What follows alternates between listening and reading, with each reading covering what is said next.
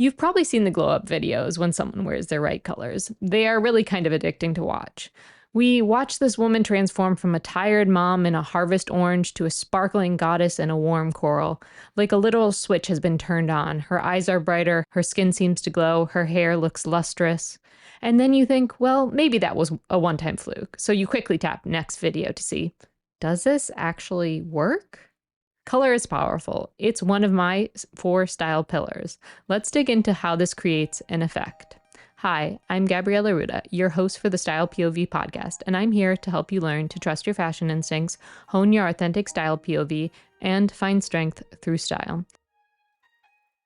It was so amazing to have Rita from Style Thoughts by Rita on the podcast last week, and I'm also excited to have some more guests joining coming up. But today it's just me. So I thought it was a great time to get some basics in, more specifically, basics around color. As many of you know, I trained in the SciArt color system, and I'm opening up in-person color analysis in Brooklyn and Seattle, which you can find more information about in the show notes. But color is absolutely a style pillar. In my 4 style pillars episode, an entire leg of your outfits is devoted to color. This isn't limited to seasonal color analysis, but overall color science, use of color, color techniques, effects, and basically how you're using this style principle in real life. So first we will go over approaching your color style pillar, and then some basic concepts of color and color harmony to help you grasp the possibilities. Now, I know at times people think we are overcomplicating color. Go back to the basics. You don't need to have a master's in color theory to pick nice clothes, or $100 light bulbs to properly analyze a client's color placement. But more often than not, both sides of the fence have valid points. It's not as basic as hair, eyes, skin. There you go, seasonal color. Because then all people of color would be lumped into winter or autumn, and that's just not accurate. And then I'd probably end up in a cool season. Also not right. Here's the thing, if seasonal color is an important element to your color style pillar, then yes, you will begin to understand the basics of color theory, just by the simple fact that you will be using your fan and understanding how colors relate to one another and how they work on you. My 6-year-old son and I play a game called Car Rainbow when we are driving. We try to find all the colors in the hues of the rainbow. But being the color nerd that I am, we upped the ante a bit, and now we also need to define, how was that color made? If it's a leaf green, is it muted with gray or is it brightened with yellow? Don't worry, he actually enjoys this, I promise. So my first point about understanding color is observation.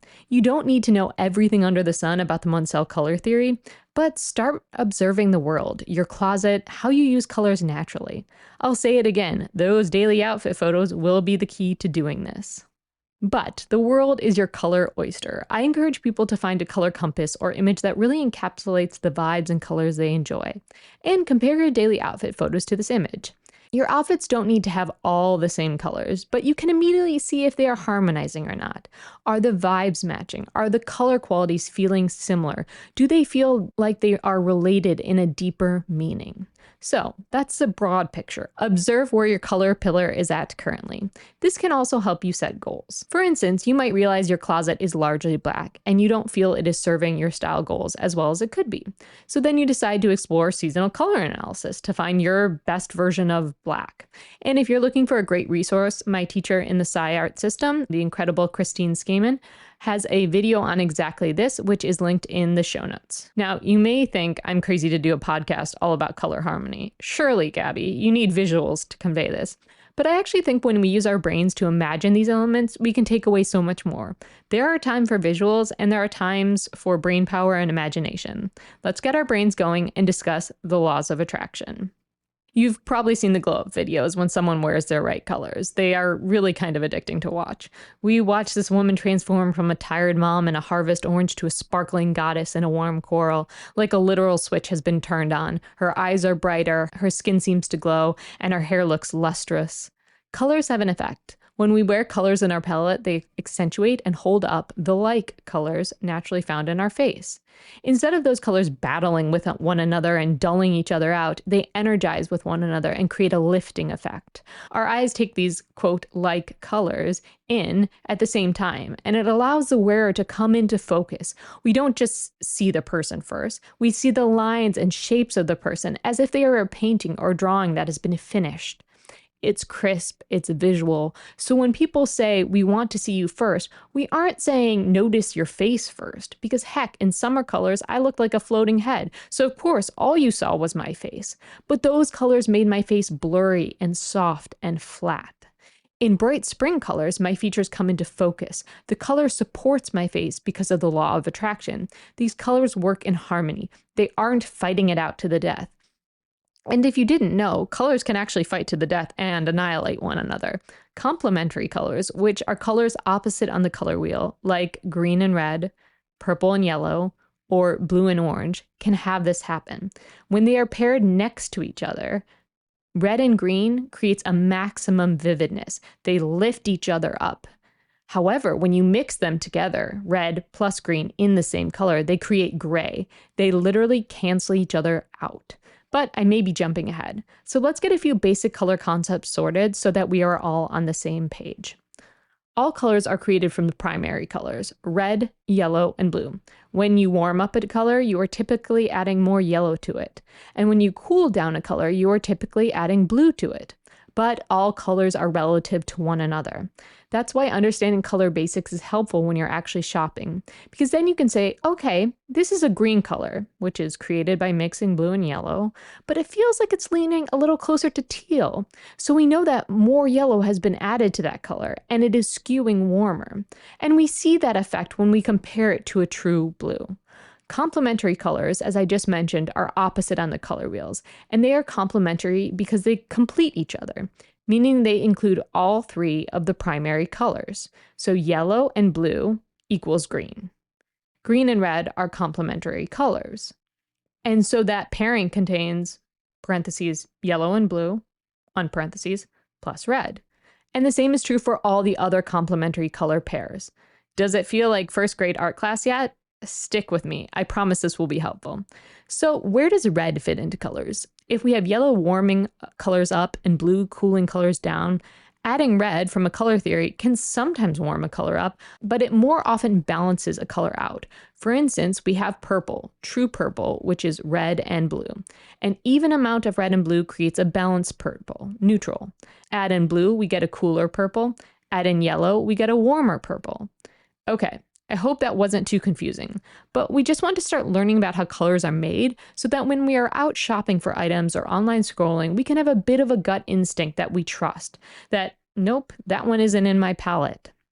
Now, there are many ways to use color, and while I really enjoy seasonal color analysis and believe it to be a major style glow-up tool, you may find yourself using other systems and trying to combine them effectively. So if you like to use a system like Kibbe or Kitchener, and you're recommended color blocking elements of red, but you fall into the summer season, how would these elements combine? This is where outfit emphasis points are going to come into play, and finding the likeness between these seemingly disparate elements. So first you would want to identify your best red within your palette and decide where you like to use that color. Is it a lipstick? Is it a purse? Or maybe it's a full dress. Reviewing your daily outfit photos can be like mining for data. Where does this color typically show up in my best outfits? Where does it show up in my meh outfits? Okay, so let's go roll with this example. You've got your best red in a lipstick. Now you're supposed to use color blocking, but you also enjoy wearing jeans, but they don't quite fit your palette. What are we doing about that? We are taking, let's say, a crisp blouse in our color palette and pairing it with a similar color value in our jeans. Most likely, you may not get 100% perfect in-season outfits. The most important places to put your colors is closer to your face, so makeup, tops, scarves, coats, and layering pieces are all great pieces to focus on for in-season colors. With something like a pair of jeans, I would opt for them to be not distracting. No fighting to the death here. So if our theoretical person is a true summer, and she's wearing a beautiful cranberry lip, and has a nice French blue blouse on, we wouldn't want to add in jeans that are a muted, warm vintage blue. These colors will fight with one another. They won't feel like they are friends. Whereas a medium bright denim blue might steal a little focus from the outfit, it's not creating a reaction of, something is off here. We aren't shooting for color perfection, especially not at first. We are searching for color friends. Now, besides reviewing your daily outfit photos, you can also just do a quick closet review. Start looking at your closet and trying to see the similarities between the colors. Start examining, how would this color be made? Is it a similar process to this other color I wear? When I did this for my own closet, I realized how many pieces I had that were softened by gray or shaded with black, not colors that will match the buoyancy of the Bright Spring palette. With this observation, I did a closet audit and created a wardrobe gap list of pieces that will move my color pillar forward. These were mostly tops, dresses, or outerwear pieces. I want to focus on those high emphasis pieces first. I'm not trying to flip my entire wardrobe in a week or buy all new pieces, but rather slowly find pieces that match my entire style toolbox and can be leveled up with this new Bright Spring data. It starts with swapping out a go-to piece for a similar piece in my colors, making that new piece an easy yes each morning. If you go out and buy a whole new wardrobe, you haven't built a solid relationship with these new colors yet, and how you might like to use them differently. Or explored how you might make, quote, out-of-season colors work with makeup, styling, or accessory tweaks. There is so much possibility, one must traverse these new lands slowly. Now, color analysis is not the only option for your style color pillar. There are many styling techniques and color effects that can be used. I have a video all about outfit rhythm, which is linked in the show notes, which essentially talks about repetition of elements. Colors repeated through an outfit can help create this. A harmonious outfit often draws the eye easily from one point downward or from a central point outward. An intentional contrast outfit is slightly different, and I have an episode all about harmony and contrast if you want to dig into this more. But for now, we are focusing on harmony. So when we have color repetition, our eyes connect like with like, and they follow that style thread. Seasonal color can create this effect easily because our eyes are naturally registering this blue scarf is in the same visual family as this lavender dress. Our brains like things that make sense to us. We find this calming and attractive, whether it's the golden ratio or like color with like color. We find harmony in these underlying connections. Now, where does value come into play? So value is how light or dark a color is. When we add white to a color, it becomes a tint, which is light. When we add black to a color, it becomes a shade, which is dark. Every color has light and dark values. It's a spectrum. For seasonal color analysis, we are trying to find your ideal range of values and how you pair those values together. A winter will have a broader value range from, let's say, pure white to pure black, whereas a summer will likely have a smaller value range from soft dahlia white to pewter. There will be an evolution in your style journey about where you learn how to use value in your clothes and what effects they have. Similar value colors paired together create a tonal effect or even monochrome, which has easy outfit rhythm. It creates a more sleek effect, and this can look very polished. Multiple values in an outfit, even when they are within the palette, can create a bouncier effect, where the eye bounces from lights to darks to lights to medium. This keeps the eye jumping around and can create a very interesting outfit rhythm. But we also want to be aware when it gets too busy or we lose focus or our rhythm feels just out of sync or chaotic. So I don't want you to think, well, I'm a light summer and I like the grunge aesthetic, so my color pillar is out the window. Because you'll find that a medium gray pewter has that same effect for you. To create an aesthetic does not mean you have to choose a color that is opposite of your color palette, but rather that you find the best version of that color. Or you can also borrow from your sister seasons. You may find that you base this on your contrast levels. Lower contrast individuals with softer value ranges between their eye, hair, and skin might perform more blended color combinations, like the delicateness of the summer seasons, whereas a winter might prefer bolder contrast color combinations to match their high contrast features. Each of us are unique individuals, so there will be some customization needed with any style tool. What about black and white? They look good on everyone. I will say that this is kinda half true, but it's not because black and white are in everyone's palette. Far from it. Our minds are adaptable and they create a baseline for what they expect to see. You wake up in the morning, you expect to see your bed, your room, your phone. This is all habitual information our brains begin to expect after many years of reliable data. But you've probably also experienced this. When you're on vacation and you wake up in your hotel room, your brain usually has a split-second reaction of, wait, where am I? And then it remembers, yes, I'm on my well-deserved vacation in Europe. Relief sigh ensues, vacation bliss can proceed. Black and white colors are what our brains learn to expect. We see them so much in fashion that our brains don't immediately register them as wrong, especially when we haven't dove headfirst into our color style pillar.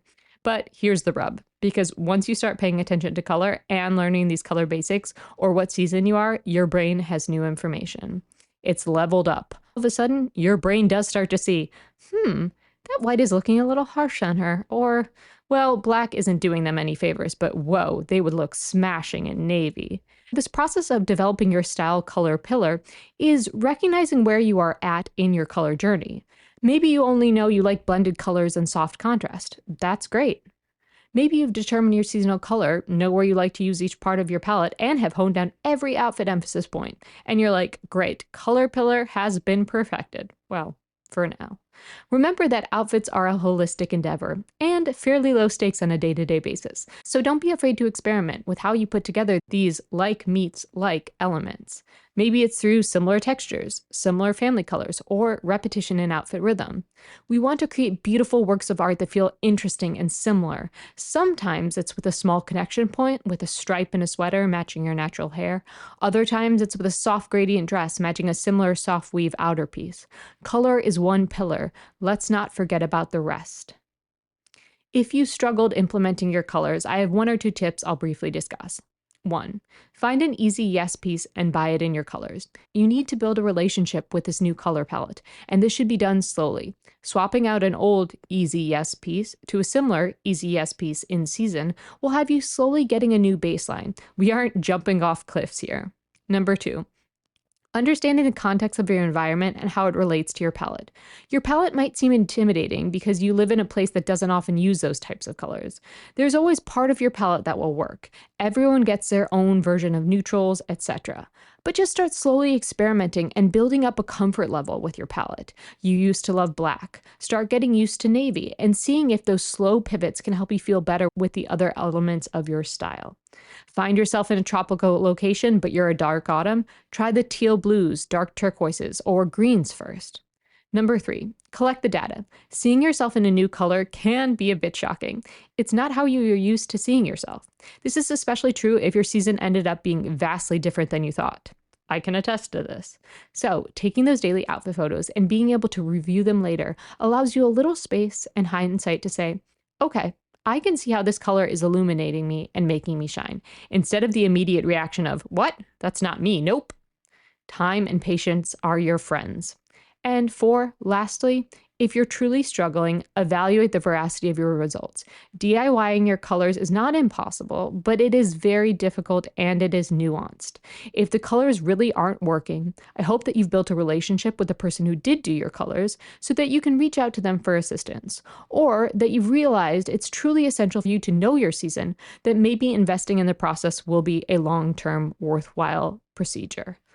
Everyone will find their own path for their color pillar and how much they want to deep dive into it. I hope this has been helpful. Until next time.